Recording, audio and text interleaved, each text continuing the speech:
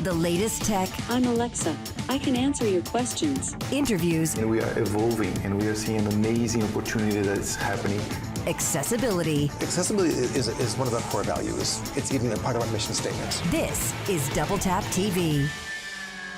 Welcome to another amazing edition of Double Tap TV. Thank you guys so much for being here each and every single week. Thanks for emailing us to feedback@ami.ca. Thanks for following us on Twitter @DoubleTapCanada when using that hashtag, which is AskDoubleTap, whenever you've got a question. We've got a great show lined up for you today. I am Mark Aflalo, alongside me, Stephen Scott. Stephen, if there's one thing I can think of during this past year, or a year and a half almost. Is it a year and a half? Kind of. Everybody is watching TV. Yeah. And AMI viewers are no different. Now, we've had an AMI TV app on iOS for quite some time, but today there is big news on the app development side, is there not? That's right. This is very exciting news. AMI have announced the new Android version of the app, which you can find by searching on the Google Play Store for AMI TV. That is the name of the app, which you have been able to get on iOS. You can now get on Android phones as well. Now, when it comes to streaming, I think that we've hit a pretty big turning point. And I think thanks to the pandemic, if you want to thank it for something, it's probably that. You know, we've seen the introduction of Disney Plus right before the pandemic. We've seen Paramount, which was, formerly the CBS app. Of course, there's Netflix, Amazon Prime. In Canada, we've got Crave. I mean, there's no shortage of streaming apps, and everybody wants to, make sure their audience has access to their programming on their own app. And I think at the end of the day, while this is a lot of competition, the consumer is the winner. Yeah, I couldn't agree more. And, it's an interesting area because TV is perhaps not something you might think. If you're new to this show, you might think, hang on, why is he asking a blind guy about watching TV? Do blind people watch television? Yes, we do. And we do it in a multiple ways. We watch on our cable boxes, on our satellite boxes, on our free-to-air, on our TVs, on our iPads. We use all of that on our iPhones, our Android phones, everything basically we can consume content on. And what's interesting is because these are new and emerging platforms, it's easier for app developers to bring things into the apps that are new that might be more difficult for regular television. So a big issue for us as blind people is audio description. I need audio description in order to watch a TV show. Audio description, if you're unaware, is that additional voice, an extra layer of audio that is an optional extra on a lot of tracks on Netflix, on Amazon Prime Video. You might see the English audio description or English-French audio description option and wonder what on earth that is. It is that second voice, if you like, the voice as I think about it often on my shoulder, that is telling me what's going on screen. So when something's on screen, something's happening, it's a quiet scene, there's no one speaking, no one's explaining what's going on. I love my horror movies, Mark. So, suddenly someone's creeping up and something's going to happen. Well, I don't have a clue what's going on. To me, it's just silence and some footsteps. But that additional voice gives me that information. It tells me what's going on screen. Now, that's really important. But implementation of audio description on a lot of platforms has been difficult on legacy cable boxes and such like, especially when it comes to on-demand services. Whereas with apps, it's available in so many different and so much easier ways because it's easier for app developers today to build that into the products. And that is a really important area for us. It makes more of the content available via the phone and via the iPad accessible to blind people, which is fantastic. Now, do you think that gives people who use and consume their media on an app a little bit more of an advantage? Because we know on the TV side of things, and we talked about this several weeks ago when we talked about big screen TVs, is that they're kind of limited. Yes, they're giant tablets these days. You've got a giant screen with an operating system behind it, but they're limited in terms of the fact that they go up on your wall and they stay there for 4 or 5 years. So you can't necessarily upgrade it as quickly or as easily as you could an app. So does that give people who use an app an edge over the people who are watching on TV? I think it does, because ultimately, and this is the other key point, the access route to the app is more accessible on a phone and on an iPad versus a television. Now, when we talked about big screen TVs, you might remember I talked about some of the challenges of using the apps, trying to get to a third-party app, that app itself being accessible. There's a lot of barriers still in the way, and the problem is if you can't open the front door, you're never going to get inside and be able to enjoy what's going on in there. Whereas with a smartphone, you are able to get in because there's all the accessibility to help you get there, and then the apps themselves are accessible. And now there are of course a lot of issues around accessibility on apps like Paramount Plus, for example. That's a one that's come up before.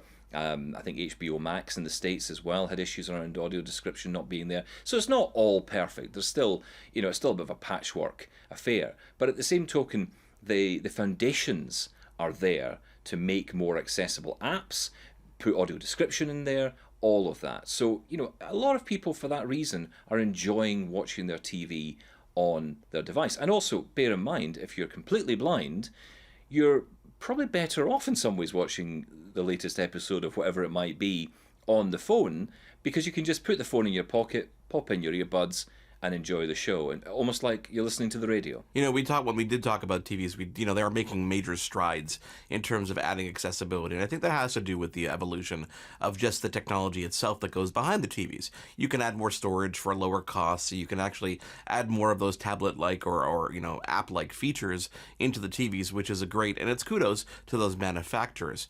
But, when it comes to designing an app to consume the media, people tend to go for iOS first.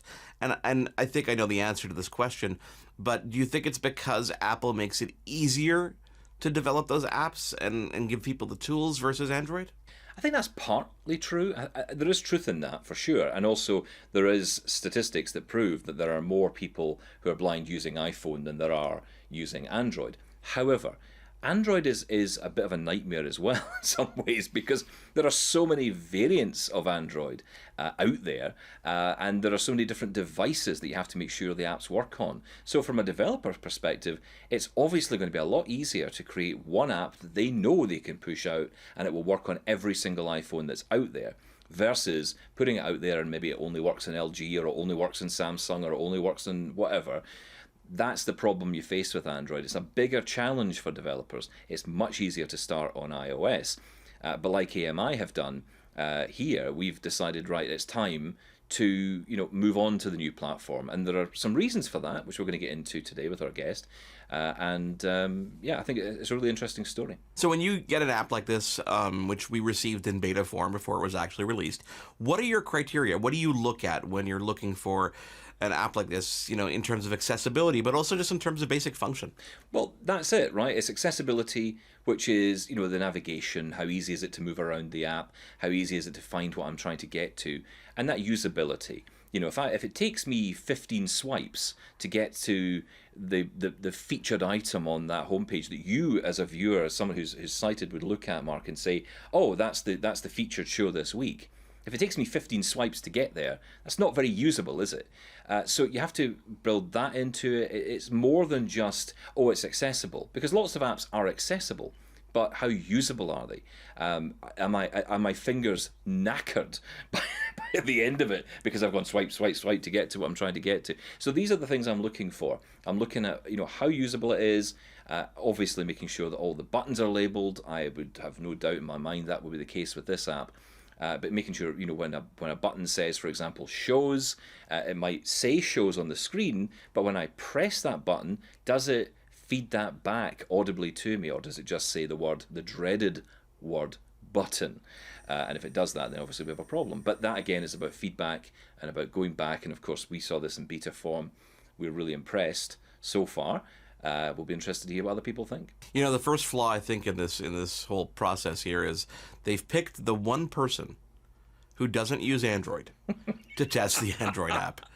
Now, this is either going to be very, very successful, or it's going to be a great opportunity to really point out the flaws that might exist in the app before it hits the market. Flaws? What are you talking about, Mark? AMI make the best apps ever. Sorry, bosses, I don't know who this guy is. He's clearly insane. I meant the flaws in Android. Okay. You're so paranoid about what we're talking about here. My God. Well, look, I work with you. I've got reason to be. Oh, great. Thanks. Okay, guys, here's what we're going to do. We're going to take a quick break. We're going to come back. You're going to dive into the actual app later in the show. Yeah. You're going to walk people through it. We're going to show them what might be different on the Android side versus the iOS side. But I think a lot of this is about familiarity. So if you have used the iOS side, hopefully the experience is very similar on the Android side. But before we dive into that, it's important to get some context and to speak to some of the people behind the creation of the app and understand why now is the time to switch to Android or to make the Android version, and what excitement developments are on, expected for us down the road, right? Absolutely. That's the key, right? I mean, we've got to know the history of this. And, I want to get into this about, why has it taken so long for it to get from iOS to Android? There are a lot of people out there who would enjoy the content. So why is it taking so long? That's what I want to dig into. Well, we'll find out we'll get the answer to that question from Virginia Valletta, who's the Director of Digital Strategy at AMI Accessible Media, Inc. We take a quick break and come back with Virginia after this here on Double Tap TV. For more great Double Tap TV content, visit ami.ca/doubletap. This is Double Tap TV. We are back on Double Tap TV. Thank you guys so much for being here. You're going to have a lot of questions, I guarantee it. So write down the email address, feedback@ami.ca. And of course, reach out to us on Twitter. It is @DoubleTapCanada with that hashtag, which is AskDoubleTap. Why are you going to have a lot of questions? Because you're going to want to know where you can find the brand new AMI TV Android app. And the answer to that question is quite simple: the Google Play Store. Stephen Scott is standing by with our next guest, who is the Director of Digital Strategy at Accessible Media. Stephen, to you. Thank you, Mark. And Virginia, it is great to have you here on Double Tap TV. Now, this app is not new at all. As we've said already, it's been on the iOS platform for a while now. Talk us through how this app was built and how it has taken the time it has to get it onto Android. It started, I think, back in 2017. Everything that we do in the organization is driven by research and conversations with our audience. So back then, we started to hear, we had this wonderful website, but the audience really wanted mobile apps, something that was native, that they could use with assistive technology and they could take with them. So that led us to look into where is the audience in terms of handset adoption. We found that within our audience, sort of converse to the general population, the majority of our audience were using Apple devices. So we decided, okay, with the resources that we have, we will start with developing an iOS application. At that stage, we didn't have development in-house, so we partnered with third-party companies to help us develop that application and release that app in 2018. We had always intended to release an Android app, but we wanted to take a little bit more time to develop both our in-house capabilities to do that, because I think that's a much more sustainable way of being able to develop and support applications over time. But also to take the time to really thoroughly develop, design, and test the application on the Android platform, because as most people know, it's a much wider market. There are many more handsets available. There's a lot of permutations to the assistive technology and the handsets and the peripherals that come into play there.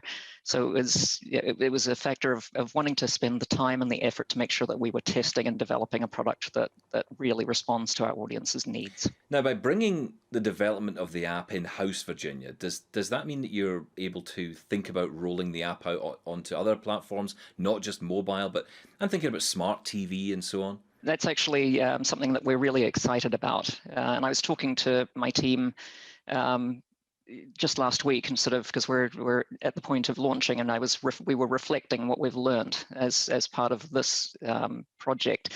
And one of the things we've all reflected on is the opportunity to really work closely with members of the community to test and understand assistive technology has really helped us internalize what it's like to develop in an environment where you're using assistive technologies and really to sort of develop that empathy and internalize the development mindset, as well as just learning about the developments in assistive technology itself.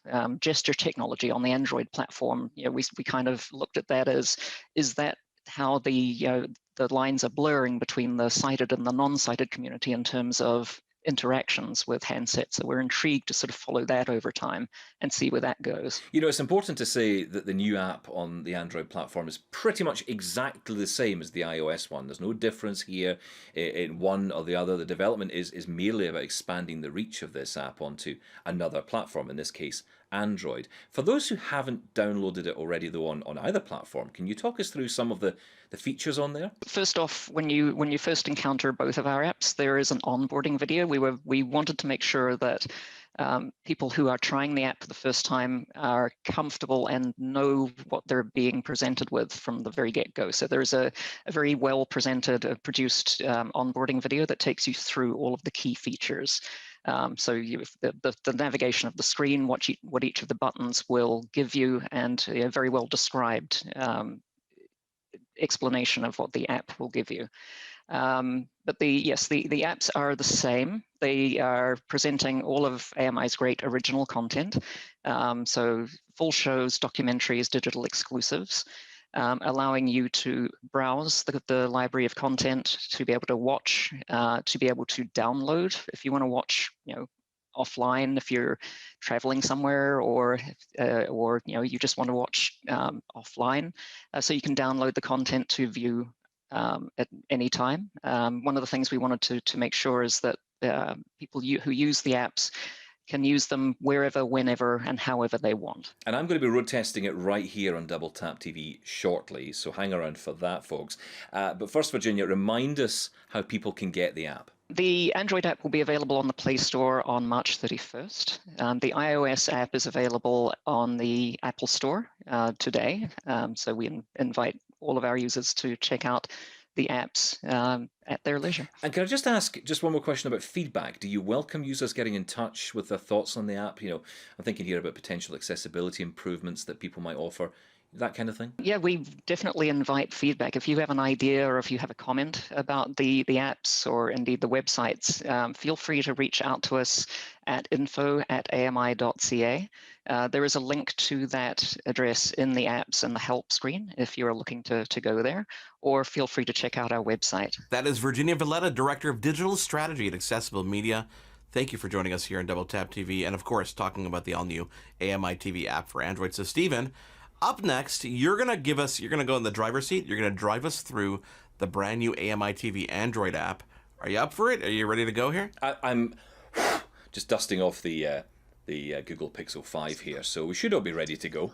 Okay, as the dust settles, we're going to take a quick break. We're going to come back, and Stephen Scott is going to dive in to that AMI TV Android app. He is Stephen Scott. I am Mark Aflalo. We're back in just a moment here on Double Tap TV. For more great Double Tap TV content, visit ami.ca/doubletap. This is Double Tap TV. We are back on Double Tap TV. Thank you so much for being here. Again, feedback at ami.ca, the email address, and follow us on Twitter. It is at DoubleTapCanada. And if you want to get in touch, use that hashtag, which is AskDoubleTap. Mark Aflalo and Stephen Scott with you. Stephen, you're in the driver's seat, and you're ready to test the brand new AMI TV Android app. So I've dusted off my trusty Google Pixel 5, and I thought I would show you the AMI app. Now, I've already launched the app, but when you launch it, you'll get a tutorial, or at least the option to watch a tutorial on how to use the app. It's a 2-minute video. It's really helpful. But if you miss it, don't worry. I'll tell you how you can get back to it. So let's log in and just go to the AMI app here. AMI TV, AMI logo, build version 14. So I'm getting the exclusive beta version here, which gives me access to some of the under-the-hood stuff that's going on, hence why it says that at the top. But yes, this is me inside the AMI app. And in here, as you heard earlier from Virginia, you're going to get all the wonderful AMI original content, including Double Tap TV, right here inside this app. So let me just navigate around a bit. Search button. Double tap to activate. So really easy, nice search button if I want to search for Double Tap TV. Hint, hint. Content types, heading, content types. Okay, so this is going to be a heading, which is great. That's told me it's a heading, which is really cool, actually, because it means I can search by heading to move around and navigate around this app, which is really helpful. We'll do that in a moment. But let's see what content types they are. I'll just swipe to the right. Shows button. Double tap Okay, to shows. Documentaries. Button. Documentaries. Digital shorts. Button. Digital shorts. Featured. Heading. Featured. Okay, so I've moved on to a new heading. That means I've moved on to another section, clearly. And if I want to, on Android, of course, with the new build of 9.1, the version of TalkBack that is now running, you can just swipe down then up, Links. and that will let you Swipe up and swipe down to change read by link. the Alex Smith previews links. nods. Heading. Page 8 of 9. You can do it by headings. I've done it by links, and I've actually activated something. I'm going to go back with the traditional swipe gesture of down then left. Grid. Video. Button. 2 of 3. In list. So I'm now back there, and yeah, let's just start navigating by heading. So I'm going to swipe up and down, Controls. and again, Headings. and that's me Swipe up now. and swipe down to read by headings. Yeah, exactly. I'm now able to swipe up and down and read by heading. So let's do that.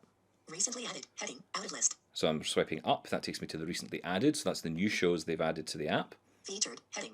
Featured, new programs that might want to be featured, Content types. Heading. and the types of content. So really simple navigation, and that's it really. That's the main thing about the app. It's just getting you the easy access to the content, right? Now there are some options along the bottom. Let's go through them. Selected. Browse. Tab. So that's our Double tap to browse, activate. which is our, I guess, our home screen. Offline. Tab. And offline means you're able to save your shows and watch them online. So if you don't want to watch them, on your Wi-Fi allowance, or perhaps you're going on the move, maybe you've got a bus journey coming up or a train journey coming up at some point, you're very easy. You can just easily download the program and watch it offline. Viewed. Tab. Double Shows tap to you've watched activate. already, which is great. And the great thing is you can tell your friends about that through the app as well. Settings. Tab. Double tap to activate. Settings is pretty cool. So if we go in here, Settings. Tab. Selected. there are some key features that we can look at. So, for example, let's go to the top of the screen here. Accessibility settings. Accessibility settings. Closed captioning. On-screen captions. Closed captioning. On-screen captions. So that's great. So that means I'm able to turn on the closed captioning if I need that, which is brilliant. Tipped switch. Network settings. Download only on Wi-Fi. Download offline content on a Wi-Fi connection. And that means exactly as it says, download only on Wi-Fi, which means that it won't be using your cellular plan when you're out on the move. Again, that's really important. There are lots of other settings in there. Some of these are specific to the app itself, some settings for the app that you maybe don't have to worry about too much. Let's come out of that. Video. Button. 2 of 3. In Okay, list. so I'm Three back to the items. home Page screen, 1 of map. Help. and Tab. Out of list. there's this final Double tap tab, to activate. and this is help, and this is the really useful tab, if I'm honest. You often see help inside an app and you tend to ignore it and avoid it. This is one to be aware of. Go in Help. here. Tab. Selected. And Page 5 what of this map. will do is this will Press. give you full information about the app, how to use the app as well, how to navigate around it. So if you are concerned or unsure, go straight to that help tab on the bottom right of the screen, and that will give you all the information you need. So let's go through this. The browse screen. To browse the library of media, tap Browse in the bottom navigation on the left side of the screen. This screen is where you'll find the full library of Amis Media. The media is organized by shows, documentaries, and digital shorts. So you're getting the idea, right? So it's giving you the information of what each browse, in particular the browse tab, is for, what offline is for, what viewed is for. It's giving you all that information. It's also giving you the ability on here, on this page, to watch the tutorial video again. So if you've missed it, or you maybe chose not to watch it when you first launched the app, don't worry, you just go back into help and enable the tutorial. Just watch the tutorial. It's a 2-minute video, and it just gives you all the information you need to know about the app.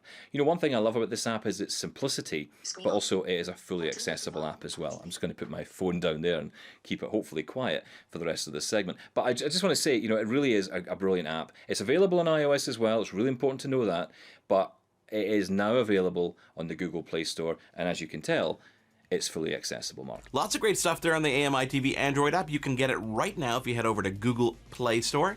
Just search for AMI, and I guarantee you'll find it there. A good opportunity for you to catch up on all the great original programming, especially Double Tap TV. Stephen, thank you for that incredible walkthrough. I am Mark Aflalo. On behalf of all of us here at Double Tap TV, we'll catch you again next week or on the AMI TV Android app. For more great Double Tap TV content, visit ami.ca/doubletap. Hosted by Mark Aflalo and Stephen Scott. Editing, Will Latar. Production assistants, Wendy Kaufman. Content review, Zachary Aflalo. Social media, Andy Wynn. Segment producer, Sean Priest. Voiceover, Anna Vicino. Integrated Described Video Specialist, Ron Rickford. Coordinating producer, Jennifer Johnson. Director, Production, Karen Nye. Director, Programming, Brian Perdue. VP Content Development and Programming, John Melville. President and CEO, David Arrington. Copyright 2021, Accessible Media, Inc.